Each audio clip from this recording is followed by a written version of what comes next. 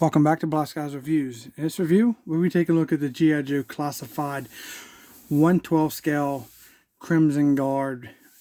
This is a very awesome looking figure. This is the packaging it comes in. For me, the artwork's a hit and miss on these classified line, but I do love the Crimson Guard artwork that is offered on the packaging. Here on the bottom right of the video, we do see two Crimson Guards.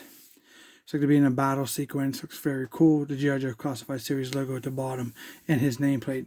This is figure number 50 of the classified line.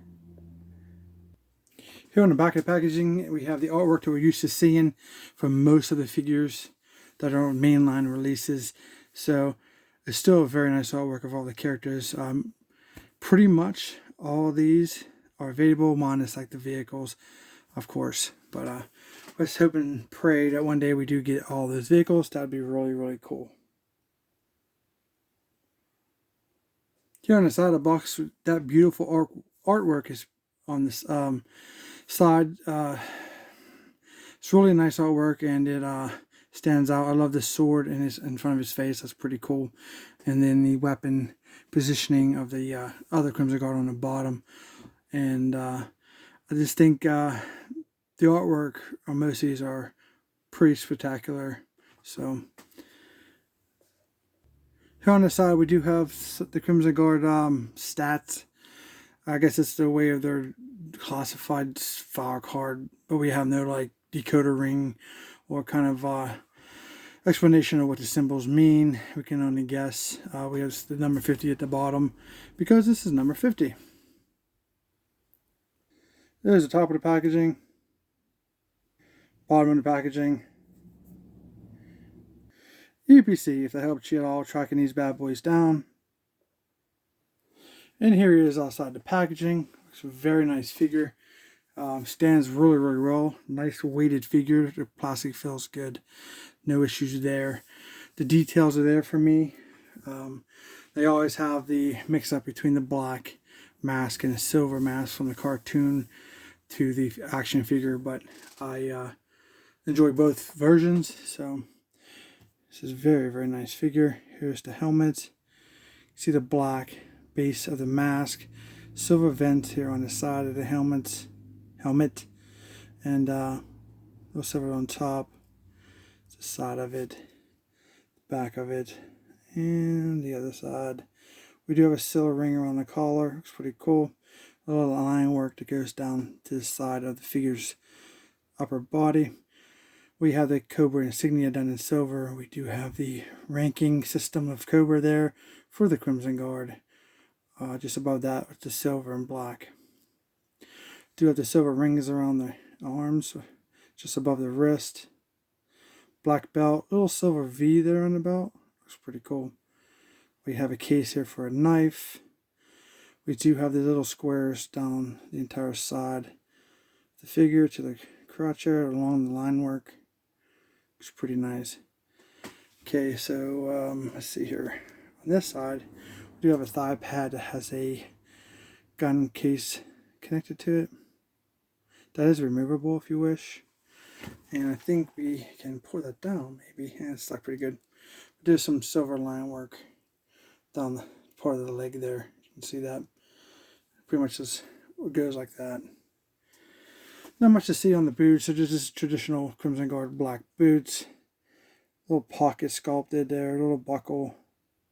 It's pretty decent. Done in silver. Not bad at all. Back of the figure, just pretty much a red figure. Do have this ribbon that comes over the shoulder. The belt. There's a piece right here for type of a maybe accessory that we get with him. We're taking a look at it here soon. It's pretty decent. Overall, a nice figure. Very nice. Kind of cool. We do have that insignia there on the side. We missed that, right? Not on that arm, so that's pretty cool. That's why we look at all the different angles so we can capture all the features of the Crimson Guard. Alright, for his articulation, let's take a look at that. Let's see here for the head. It's on a ball joint. rotates 360. Does look up. Does look down. A little bit, not a whole lot there, because there's a collar piece gets in the way of the helmet.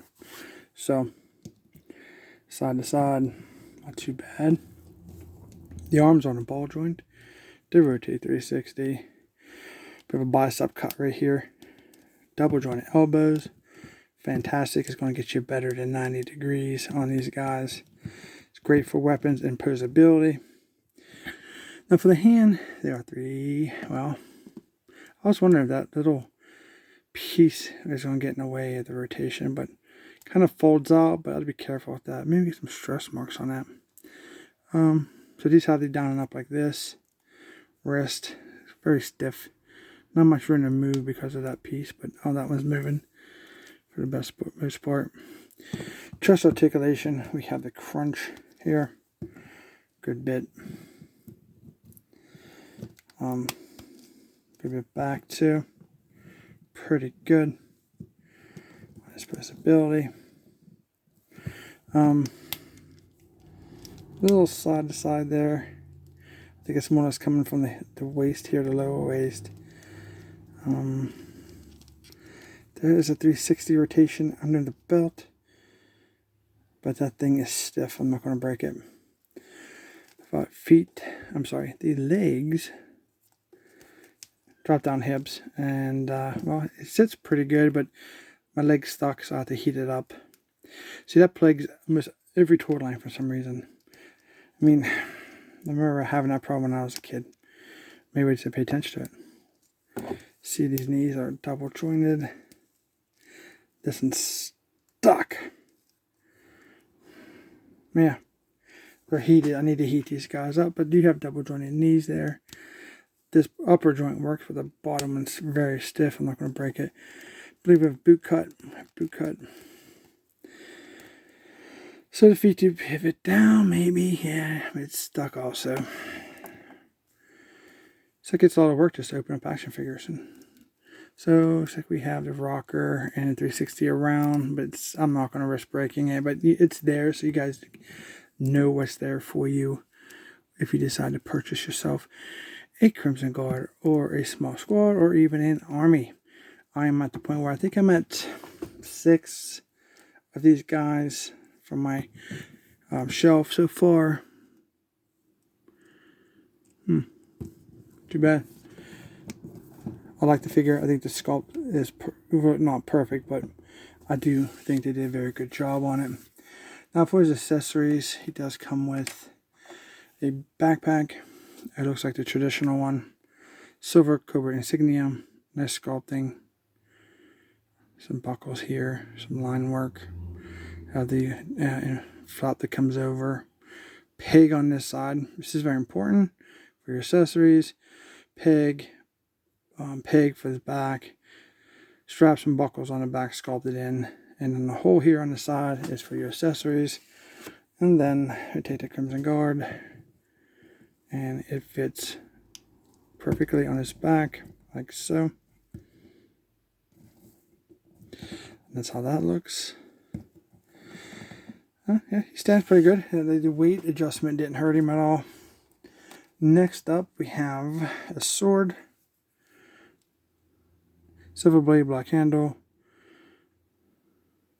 Very nice. Pretty cool how that's sculpted on the bottom there. A little soft. Not too bad. Straight at least. Gotta give him that. Then you get the sword sleuth here. Pinhole right through the damn middle. There's no point having that there. I don't know what they're going for there, but nice sculpted here on the top. It's just done in black though. You see right here. The sword fits decently inside. No effort. Doesn't feel like it's going to rub off or anything. So, and then you can store that right here in that hole, one side of the backpack, like that. You can hold it pretty nicely. You can definitely get that look from the packaging. There's a straight version of, or if you want to turn it sideways, and then you can clip his hands on if you'd like to. Kind of get that look. And he holds it relatively good. So you got the positions you want with the Crimson Guard. This sword. Very, very cool. So staying with the blade theme here, here's this knife. Same color palette, same design, silver blade, black handle. Pretty cool looking sculpt. The handles are pretty much the same. And then obviously we can put this. I like when you can hold all your weapons on your figures. So the blade curve in the back and down the side. Looks pretty good. Oops. Focus. There we go. It's very, very nice. There it is in his hand. Holds it just as well as a sword. Looks pretty cool.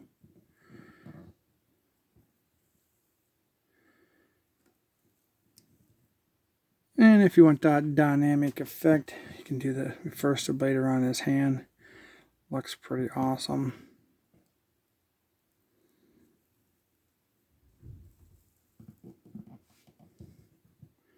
Okay, next up we have his pistol.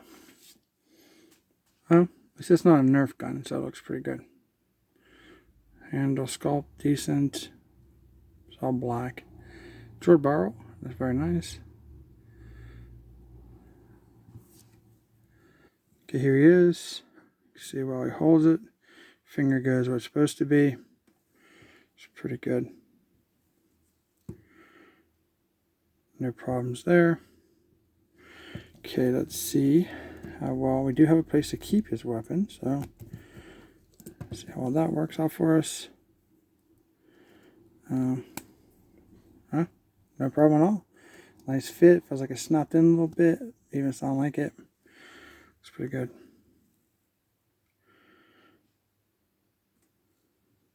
Okay, last but not least, we do have his assault rifle. Looks like an import. So this is one of the problems I have with this figure. And I love the sculpt. This gun's nice. I like it. There's not a problem with the gun. I just don't think this is an appropriate weapon for Cobra, especially the Crimson Guards. This is an American weapon. And I'm not saying they're an American terrorist in Cobra.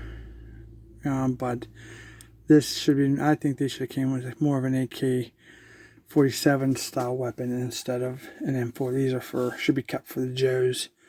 That's my biggest issue with this. Other than that, the sculpt is great. Looks cool. Removable clip, as you can see here.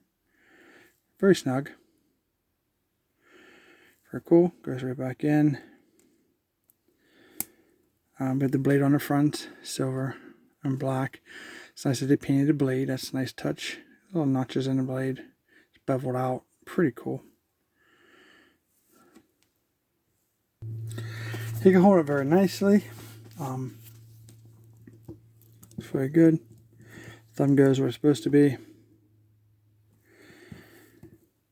There's a caution here. I want to go ahead and show you guys in a second, since I'm done showing you the assault rifle. It's pretty cool. And of course, you can get your poses however you want within this limitation. But I'm not going to get too dramatic about that. So one thing I'd worry about is this trigger piece on this weapon. See right here, the bottom piece of the trigger. So that's super thin, and one of the reasons I say that is the thumb sometimes is tricky to get it into its into the trigger part. And then also, if you guys don't know, that's the piece you're going to use to plug this weapon into the pig.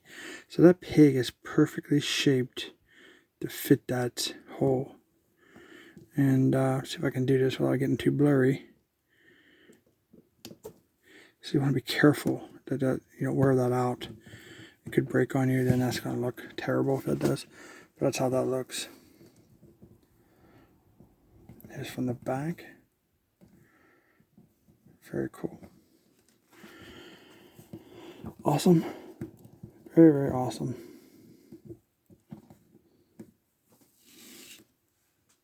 Okay, for comparisons, here is the Crimson Guard with the Cobra Trooper. you want to see how he looks with two, just for fun, there you go. It looks pretty awesome. And there he is with Serpentor. See that he towers over the Crimson Guard and the Trooper. I think Serpentor is the tallest figure on the classified line. Very powerful, very menacing. Here he is with Tiger Force Duke. It's pretty cool. Here's how he scales with Bazooka. Tiger Force Bazooka. And if you're wondering, there is a Valaverse Action Force Infantry Commando. He compares with those. They fit perfectly to expand your G.I. Joe classified line. They look great together. Very, very nice. And here he is with Destro. Nah, I'm just playing. Alright, well, there you go. That's my review for the G.I. Joe Classified Crimson Guard. 1/12 scale, or about 6 and 3 inches or so. I'm sorry, 6.3 inches. So, yeah. That awesome figure. My cons is the pinhole and the sword sleeve. The stiff joints I can fix with the heat. The assault rifle should have been a different style in my opinion, but it's not a deal breaker. So it looks really cool because it's M4. That's awesome.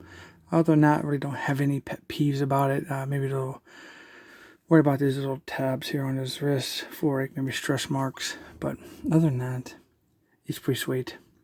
Hope you guys enjoyed this review. If you did, don't forget to thumbs up. Please like and share and subscribe. And we'll see you in our next review.